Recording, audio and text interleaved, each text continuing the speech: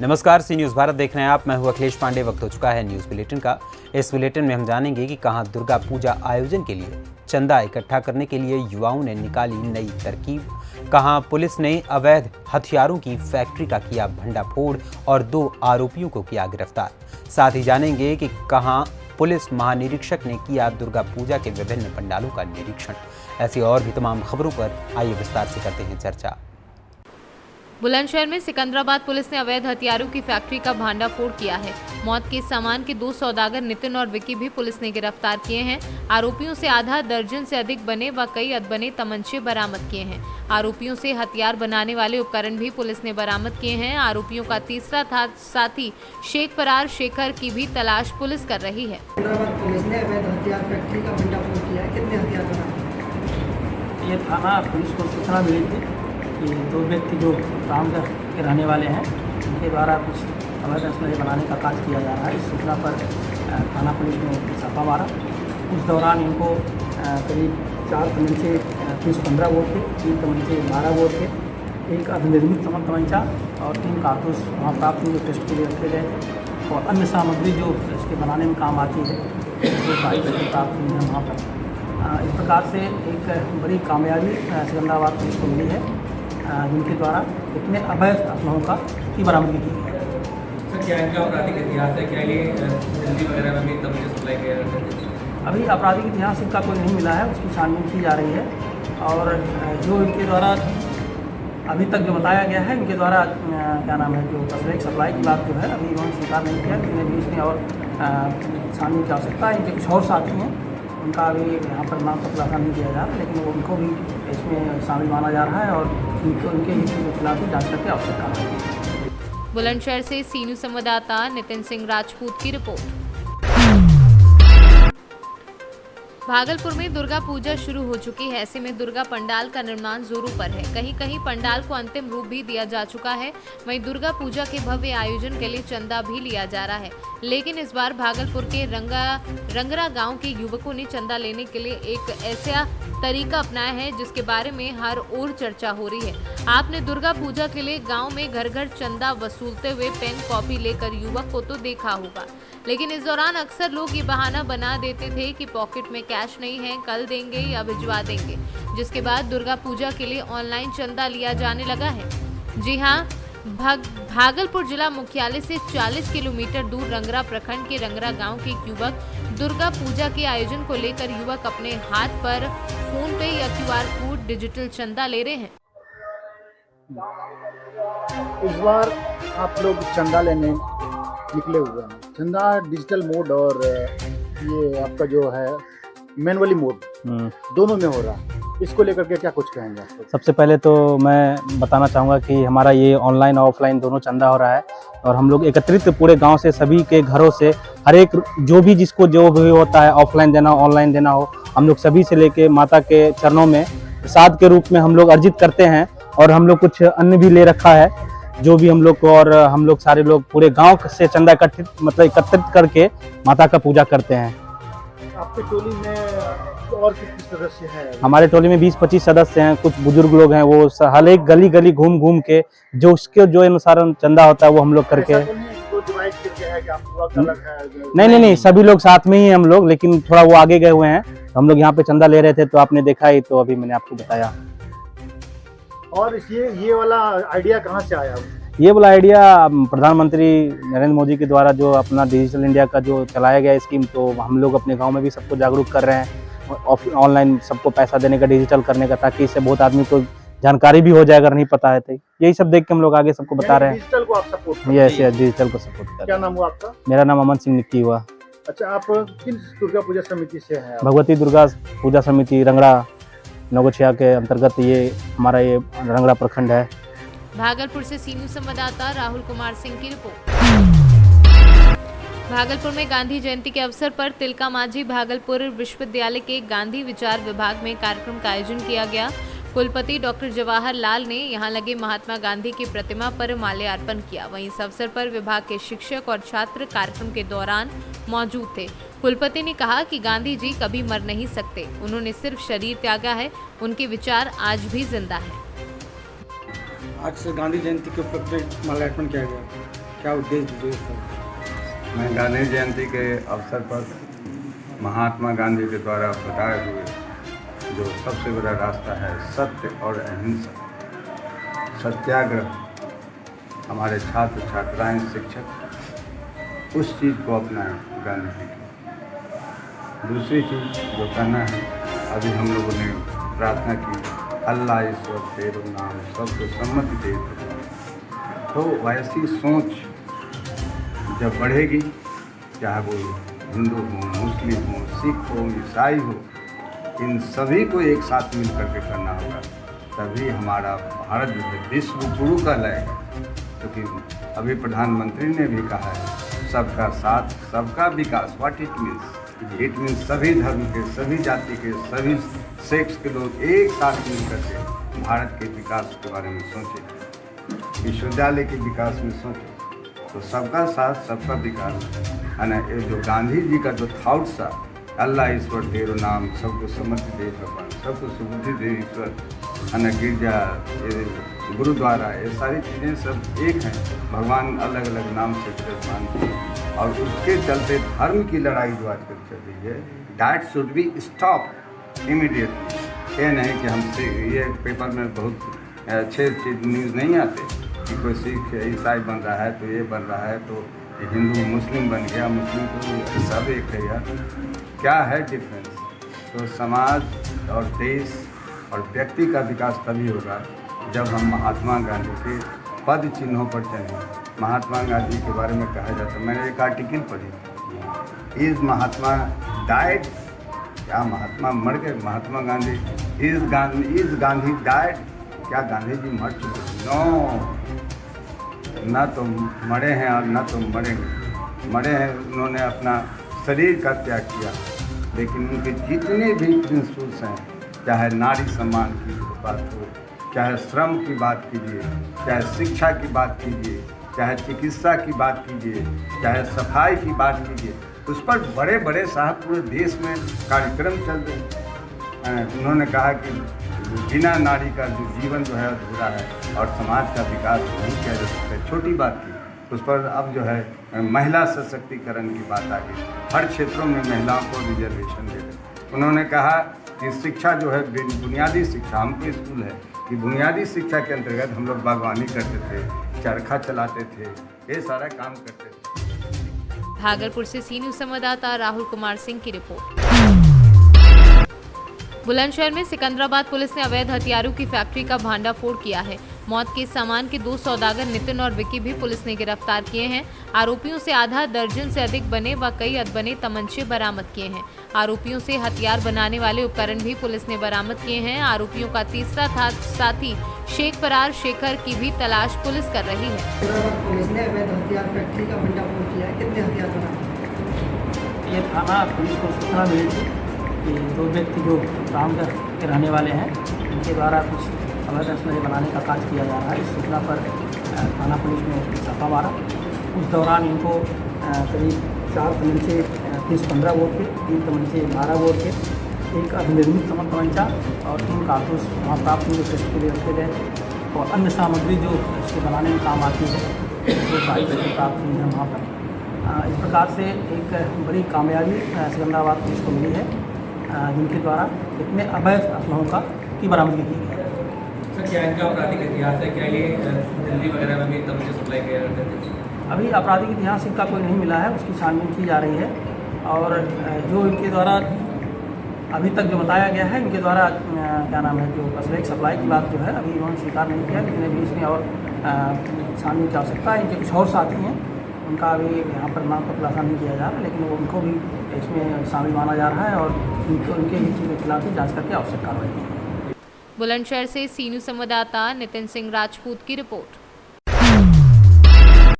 खबर गाजीपुर से है, जहां कल भदोई में दुर्गा पूजा पंडाल में आरती के दौरान लगी भीषण आग के मद्देनजर आज पुलिस महानिरीक्षक वाराणसी परिक्षेत्र एवं एसपी रोहन प्रमोद बोत्रे के द्वारा जनपद गाजीपुर के नगर क्षेत्र में स्थापित विभिन्न दुर्गा पूजा पंडालों का निरीक्षण किया गया।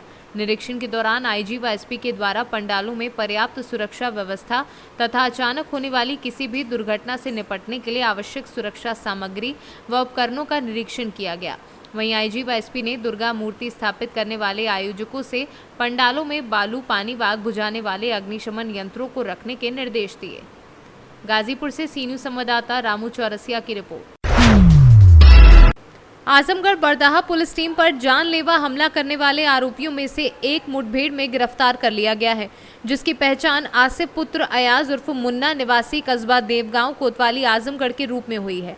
पास से अवैध असलाह व कारतूस भी बरामद हुआ है और इसने पिकअप से पुलिस टीम पर हमला करने वाले आरोपियों में सम्मिलित अपने आप को बताया है। दिनांक 22 सितंबर को बरदा पुलिस के द्वारा एक पिकअप जिसमें पशु लदे थे उसको रोकने का प्रयास किया गया और उसका पीछा किया गया। पिकअप सवार व्यक्तियों द्वारा पुलिस की टीम जो पीछा कर रही थी उसके ऊपर ईंट पत्थर बरसाए गए व पुलिस के वाहन को टक्कर मार दी गई, जिससे पुलिस की गाड़ी क्षतिग्रस्त हो गई व नाले में पलट गई। इस संबंध में पुलिस के द्वारा मुकदमा अपराध संख्या 326/22 धारा 307 का कायम किया गया था। इसकी विवेचना के दौरान आसिफ व इसके 7 अन्य साथी प्रकाश में आए थे। दिनांक 2 अक्टूबर को रात्रि तकरीबन 9:30 बजे कमलापुर तिराहे के पास एक मोटरसाइकिल आती नजर आई, जिसको पुलिस ने रोकने का प्रयास किया तो ये मोटरसाइकिल सवार ने तुरंत अपनी मोटरसाइकिल मोड़ी और बैरी नहर पुलिया की तरफ भागने लगा। पुलिस ने इस मोटरसाइकिल सवार का पीछा किया तो बैरी नहर से आगे जाकर ये मोटरसाइकिल स्लिप हो गई व इसमें सवार व्यक्ति ने पुलिस टीम के ऊपर जान से मारने की नीयत से फायरिंग प्रारंभ कर दी। पुलिस ने आत्मरक्षात्मक व नियंत्रित फायरिंग करी, जिसमें आसिफ नाम के व्यक्ति के पैर में गोली लगी है। इसको उपचार के लिए जिला चिकित्सालय रवाना कर दिया गया है। पूछताछ में इस व्यक्ति द्वारा ये कबूला गया कि इनके द्वारा पशु की तस्करी की जाती है और 22 सितंबर को भी ये पशु लेकर भाग रहे थे। इसके अलावा इसके द्वारा 13 अगस्त को एक लूट की घटना कबूली गई है।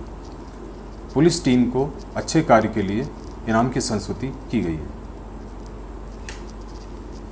आजमगढ़ से सी न्यूज़ संवाददाता सीबी भास्कर की रिपोर्ट। आजमगढ़ फूलपुर कोतवाली क्षेत्र में पुलिस मुठभेड़ में 25,000 हजार के इनामी अंतर जनपदीय लुटेरे चोरी की बुलेरो असलाह के साथ गिरफ्तार कर लिए गए हैं, जिसका खुलासा प्रेस कॉन्फ्रेंस में पुलिस अधीक्षक ग्रामीण राहुल रूसिया ने किया है। दिनांक 2/3/10/2022 की रात्रि में गश्त चेकिंग के दौरान सूचना प्राप्त हुई कि थाना फूलपुर क्षेत्र में अपराध करने के लिए कुछ लोग साहगंज जनपद जौनपुर की ओर से चोरी की गई बुलेरो से आ रहे हैं, जिसमें 4 अपराधी हैं और उनके पास असलहे हैं। उक्त सूचना पर त्वरित रूप से कार्रवाई करते हुए बुलेरो को चौकी इंचार्ज अंबारी श्री हीरेंद्र प्रताप सिंह द्वारा रोकने का प्रयास किया गया। उनके तेज भागने पर चौकी इंचार्ज द्वारा प्रभारी निरीक्षक फूलपुर अनिल सिंह को जरिए दूरभाष सूचना दी गई। ये बदमाश बुलेरो सवार रोकने पर भी नहीं रुके और अंबारी की तरफ भागते रहे। इनको रोकने का प्रयास किया गया तो पीछे की तरफ मुड़कर बाईं तरफ पुलिया की तरफ झाड़ियों में तेजी से भागने लगे। पीछा करने पर उनमें से 4 व्यक्ति कूदकर लगभग रात्रि 12 बजे पुलिस वालों को जान से मारने की नीयत से लक्ष्य बनाकर फायर करने लगे, जिस पर सेल्फ डिफेंस में आत्मसुरक्षा पुलिस पार्टी द्वारा नियंत्रित फायर किया गया, जिसमें दोनों बदमाशों के पैर में गोली लगी है। उपचार हेतु उन्हें जिला अस्पताल आजमगढ़ भेजा गया है। अन्य 2 लोग गहरा अंधकार का फायदा उठाकर भाग गए।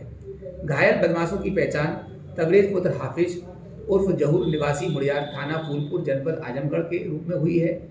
ये मुकदमा अपराध संख्या 188/2020 धारा 3(1) यूपी गैंगस्टर एक्ट में फरार चल रहा है। दूसरे की पहचान कलीम पुत्र जहीर साकिन मुड़ियार थाना फूलपुर जनपद आजमगढ़ यूपी गैंगस्टर एक्ट में ये फरार है और इस पर 25,000 रुपये का टॉप 10 इनामिया अपराधी है।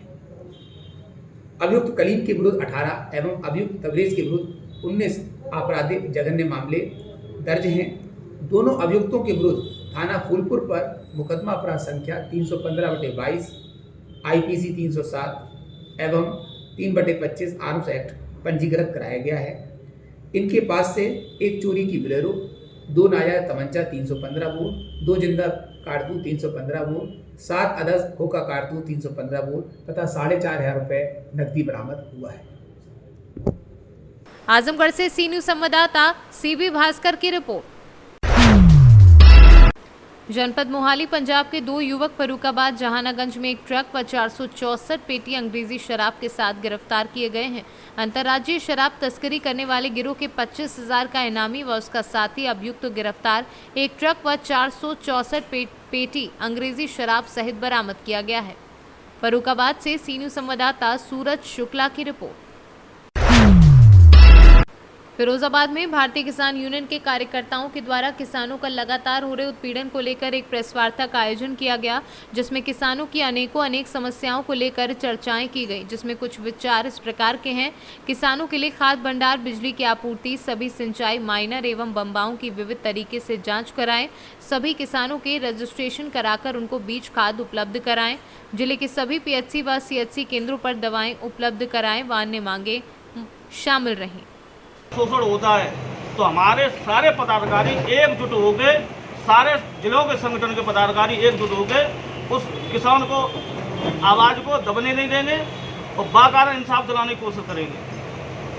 कुछ ऐसी समस्याएं किसानों की हैं, काफ़ी लंबे समय से किसान जूझ रहे हैं और वो पूरी नहीं हो रही हैं, उस पर किस तरह का काम करेंगे? जो हमारा जो संगठन है 6 तारीख को भारतीय किसान यूनियन सावित्री का जिला मुख्यालय पर धरना प्रदर्शन है और 14 और 15 तारीख को हमारे सभी राष्ट्र के प्रदेश के पदाधिकारी लखनऊ में एक सम्मेलन होने जा रहा है। उसमें सारे चिंतन मंथन होंगे और जो भी समस्या किसानों का जहाँ भी शोषण होगा वो उच्च उस पर रखा जाएगा और उत्तर प्रदेश सरकार और केंद्र सरकार को घेरने का काम करेंगे हम लोग। क्या कोई बात मनवाने के लिए आंदोलन के अलावा क्या कोई कानूनी प्रक्रिया भी अपनाएंगे या सिर्फ आंदोलन ही तक सीमित रहेंगे? भारतीय किसान सावित्री का कानूनी प्रक्रिया अपनाएंगे और आंदोलन अपनाएंगे। जो हमारा हक है आंदोलन करके समस्या को रखने का, वो हमारी प्रक्रिया रहेगी, कानूनी प्रक्रिया रहेगी और आंदोलन प्रक्रिया भी रहेगी। किसानों के बीच में कैसे विश्वास कायम करेंगे? जिस तरह से देखा जा रहा है विगत कुछ वर्षों में तमाम किसान यूनियन यहाँ पर स्थापित हुए हैं, तो किस तरह से अपना विश्वास कैसे कायम करेंगे? मेरा मानना यह है कि जब देश आज़ाद नहीं था तब भी हमारा मतलब काफ़ी संगठन चले। भगत सिंह का अलग संगठन था, चंद्रशेखर का अलग था, महात्मा गांधी जी का अलग था। ऐसे ही अगर भारतीय किसानों कर रहे हैं तो सारे एक मत है, सारे संगठनों का किसानों का शोषण नहीं हो पाए और जो भी केंद्र सरकार या राज्य सरकार जो शोषण करने वो कर रही है, तो आज अगर कहीं भी अगर कोई संगठन पर किसी की मत आएगी, सारे एक संगठन एक मत हो गए। तो आपकी भारतीय किसान यूनियन सावित्री के द्वारा जो आज यहाँ पर प्रेस वार्ता की गई है, विशेष क्या मुद्दा है इसमें, क्यों प्रेस वार्ता? प्रेस वार्ता मुख्य मुद्दा ये है कि जिले के जो हमारे 6 तारीख को धरना प्रदर्शन रहेगा, आज जिले के अंदर किसान खेती भी तैयार कर रहा है, जुताई का टाइम है, आलू धराई का टाइम है, लहसुन का टाइम है, तो जो खाद मिलने चाहिए DAP पहले तो मिल रही थी 1100 रुपये में, आज जो स्थिति है वो आज 14 की स्थिति कर दी गई है और वो ब्लैक में 1500 की मिल रही है। तो शासन किसान के लिए दाई मुहैया न करा पा रहा है और मेन मुद्दा ये है कि जो विद्युत समस्या को लेके कि गांवों की लाट काट दी गई है। तो मेरा मानना यह किसान के पास अभी तो नहीं धान की फसल आई है और नहीं कोई फसल आई है, जब फसल ही नहीं तो पैसा आएगा कहाँ से, बिकेगी नहीं तो हमारा मानना यह है कि जो बीमारी चरम सीमा पर जिले के अंदर डेंगू चल रहा है, हर चीज़ चल रही है, तो हमारे शासन से ये मांग रहेगी कि सभी जो विद्युत काट दी गई गाँवों की वो जोड़ी जाएँ और जब किसान के पास फसल के पैसे आ जाएं तो अदा भी करवाएंगे हम लोग। आज ही शोषण होता है तो हमारे सारे पदाधिकारी एकजुट हो गए, सारे जिलों के संगठन के पदाधिकारी एकजुट हो गए, उस किसान को आवाज़ को दबने नहीं देंगे और बाकायदा इंसाफ दिलाने की कोशिश करेंगे। कुछ ऐसी समस्याएं किसानों की हैं, काफ़ी लंबे समय से किसान जूझ रहे हैं और वो पूरी नहीं हो रही हैं, उस पर किस तरह का काम करेंगे? जो हमारा जो संगठन है 6 तारीख को भारतीय किसान यूनियन सावित्री का जिला मुख्यालय पर धरना प्रदर्शन है और 14 और 15 तारीख को हमारे सभी राष्ट्र के प्रदेश के पदाधिकारी लखनऊ में एक सम्मेलन होने जा रहा है। उसमें सारे चिंतन मंथन होंगे और जो भी समस्या किसानों का जहाँ भी शोषण होगा वो उच्च उस पर रखा जाएगा और उत्तर प्रदेश सरकार और केंद्र सरकार को घेरने का काम करेंगे हम लोग। क्या कोई बात मनवाने के लिए आंदोलन के अलावा क्या कोई कानूनी प्रक्रिया भी अपनाएंगे या सिर्फ आंदोलन ही तक सीमित रहेंगे? भारतीय किसान सावित्री का कानूनी प्रक्रिया अपनाएंगे और आंदोलन अपनाएंगे। जो हमारा हक है आंदोलन करके समस्या को रखने का, वो हमारी प्रक्रिया रहेगी, कानूनी प्रक्रिया रहेगी और आंदोलन प्रक्रिया भी रहेगी। किसानों के बीच में कैसे विश्वास कायम करेंगे? जिस तरह से देखा जा रहा है विगत कुछ वर्षों में तमाम किसान यूनियन यहाँ पर स्थापित हुए हैं, तो किस तरह से अपना विश्वास कैसे कायम करेंगे? मेरा मानना यह है कि जब देश आज़ाद नहीं था तब भी हमारा मतलब काफ़ी संगठन चले। भगत सिंह का अलग संगठन था, चंद्रशेखर का अलग था, महात्मा गांधी जी का अलग था। ऐसे ही अगर भारतीय किसानों को कर रहे हैं तो सारे एक मत है, सारे संगठनों का किसान का शोषण नहीं हो पाए। और जो भी केंद्र सरकार या राज्य सरकार जो शोषण करने वो कर रही है, तो आज अगर कहीं भी अगर कोई संगठन पर किसी के वहाँ आएगी, सारे एक संगठन एक मत हो गए। तो आपकी भारतीय किसान यूनियन सावित्री के द्वारा जो आज यहाँ पर प्रेस वार्ता की गई है, विशेष क्या मुद्दा है इसमें, क्यों प्रेस वार्ता? प्रेस वार्ता मुख्य मुद्दा ये है कि जिले के जो हमारे 6 तारीख को धरना प्रदर्शन रहेगा। आज जिले के अंदर किसान खेती भी तैयार कर रहा है, जुताई का टाइम है, आलू धराई का टाइम है, लहसुन का टाइम है। तो जो खाद मिलने चाहिए DAP पहले तो मिल रही थी 1100 रुपये में, आज जो स्थिति है वो आज 14 की स्थिति कर दी गई है और वो ब्लैक में 1500 की मिल रही है। तो शासन किसान के लिए दाई मुहैया न करा पा रहा है। और मेन मुद्दा ये है कि जो विद्युत समस्या को लेके कि गाँवों की लाट काट दी गई है। किसान मजबूर होकर किसानों की आत्महत्याएं तमाम हुई। अब इस सरकार में किसानों की आत्महत्याएं किस तरह से रुकी है या बढ़ी है, क्या मानते हैं? भारतीय किसान यूनियन सावित्री का हमारा गठन एक ईमानदार गठन है, ईमानदारी से काम कर रहा है और ईमानदारी को लेके ही हम जिले में उतरे हैं। किसानों का जहाँ तक सवाल है खादी या बीज का, सबसे पहला सवाल अब इस समय यही है, खादी भंडारों पर पहुंची नहीं, किसान परेशान है। ठीक, बिजली की कटौती कर दी जाती है, अभी वर्षा बहुत तेज़ हो गई, पहले सूखा पड़ी, किसान परेशान थे। इसकी बुलंद आवाज़ उठाने के लिए हम लोगों ने संकल्प किया है कि हमारा जो गठन है, सावित्री गठन जो है, वो पूरी ताकत से किसानों के पक्ष में लड़ेगा। 6 तारीख को हमारा बड़ा यहाँ प्रोग्राम है ज़िले पे, इसकी मांगे करेंगे। बिजली की भारी समस्या होने के कारण बिजली काट दी जाती है, लोग परेशान हैं। अभी कोई खेत परे में जा रहा हो, कोई कचू कर रहा हो, कोई कचू कर रहा है। और सबसे बड़ी परेशानी इससे सरसों की बुआई हो रही है। खादी किसी केंद्र पे इस समय उपलब्ध नहीं है। इसके उपलक्ष्य में हम लोग पूरी ताकत खर्च करके बड़े ईमानदारी के साथ अधिकारियों के साथ बैठ के उसका मंथन करेंगे और मंथन करने के बाद में उनसे आग्रह करेंगे खादी केंद्रों पर तत्काल पहुंचाई जाए, बीज समय से मिले और खादी समय से मिले, वो बिजली समय से मिले। मेरा सवाल ये, किसानों की आत्महत्या रोकने के लिए केंद्र और प्रदेश सरकार कितनी सफल मानते हैं या असफल मानते हैं? असफल मान रहे हैं किसान को। किसान की जो आत्महत्या किसान कर रहा है वो सरकार हर पहलू पे असफल है, हर पहलू पे असफल है। कोई किसान को कतई कोई वो व्यवस्था नहीं उसकी कर पा रही है किसी सरकार। इसके लिए किस तरह के कदम उठाएगी? हम किसान यूनियन हमारी इतनी बहुत बड़े कदम उठाने जा रही है। हम अधिकारियों से क्या शासन से प्रशासन से सबसे कहेंगे और मुख्यमंत्री जी से भी आग्रह करेंगे। हमारा जो मुख्यमंत्री से काम है उसका मुख्यमंत्री के लिए लेटर भेजा जाए, हमारे यहाँ से हमारी सुनवाई हो, किसानों की सुनवाई हो। किसान जो आत्महत्या कर रहा है वो आत्महत्या से बचे और अपने काम पे आए। केंद्र प्रदेश सरकार किसानों के हित में बहुत कुछ कर रही है, क्या जमीनी स्तर पर जिले में उसका क्रियान्वयन ईमानदारी हो रहा है या नहीं? धरातल पे तो कुछ हो नहीं रहा है। वो अपना कह रहे हैं, क्या कह रहे हैं वो उनकी सरकार अपनी जाने। धरातल तो कुछ आ नहीं रहा है। धरातल पे हम आपको बता रहे हैं, धरातल पे आता तो किसान खादी के लिए क्यों घूमता, धरातल पे आता तो बिजली के लिए क्यों घूमता, धरातल पे आता तो सड़क के लिए क्यों घूमता, धरातल पे आता तो बीमारी फैली है तमाम हॉस्पिटल में डॉक्टर नहीं क्यों घूमता। सरकार की महत्वाकांक्षी योजना जो काफ़ी समय तक चली, किसान KCC वाली ऋण माफ़ी वाली योजना, और काफ़ी समय से ये माफ़ी वाली योजना नहीं आ रही है, तो क्या मानते हैं इसमें? सरकार ने अभी आदेश किए थे क्रेडिट कार्ड बनाइए किसानों की। क्रेडिट कार्ड में ब्लॉक से क्रेडिट कार्ड बैंक में पहुंच गए, लेकिन किसी एक किसान की कोई लोन स्वीकृत नहीं हुई। कहता है क्या सरकार उसको मान्यता दे रही है? जिन लोगों पर जो कर्जा है 1 लाख 2 लाख 3 लाख रुपए का, जिस तरह से परेशान है किसान, वो नहीं दे पा रहा है, तो उसके लिए क्या करेगी आप? ये सरकार किसान चिल्ला रहा है हमारा कर्जा माफ करिए। सरकार कागजों में तो काम कर रही है। फिरोजाबाद से सीनू संवाददाता सन्नेश कुमार गुप्ता की रिपोर्ट। बालूमाथ थाना क्षेत्र के मकैया टाट पिकअप के समीप स्कॉर्पियो और टेम्पो की सीधी भिड़ंत से पड़वा डाल्टेनगंज के अंचलाधिकारी चंद्रदेव कुमार सहित 9 लोग घायल हो गए हैं। घटना के बाद सभी घायलों को आसपास के ग्रामीणों द्वारा बालूमाथ सामुदायिक स्वास्थ्य केंद्र लाया गया, जहां पर चिकित्सक पुरुषोत्तम कुमार, सुरेश राम, सुरेंद्र कुमार के द्वारा संयुक्त रूप से प्राथमिक उपचार किया गया, जिसके बाद स्थिति को गंभीर देखते हुए चिकित्सकों द्वारा बेहतर उपचार के लिए अंचलाधिकारी चंद्रदेव कुमार, मुनिया देवी, किरण उराव, फूल कुमारी देवी, ललमुनिया देवी को रिम्स रांची रेफर कर दिया गया है। चिकित्सकों ने बताया कि सभी घायलों का सर और शरीर के कई अंगों में आंतरिक चोट आई है। झारखंड से सी न्यूज़ संवाददाता मोहम्मद अरबाज की रिपोर्ट। फिलहाल के लिए इस न्यूज़ बुलेटिन में इतना ही। देश दुनिया की तमाम खबरों के लिए देखते रहें सी न्यूज़ भारत। हर खबर आपके साथ, आपके हाथ।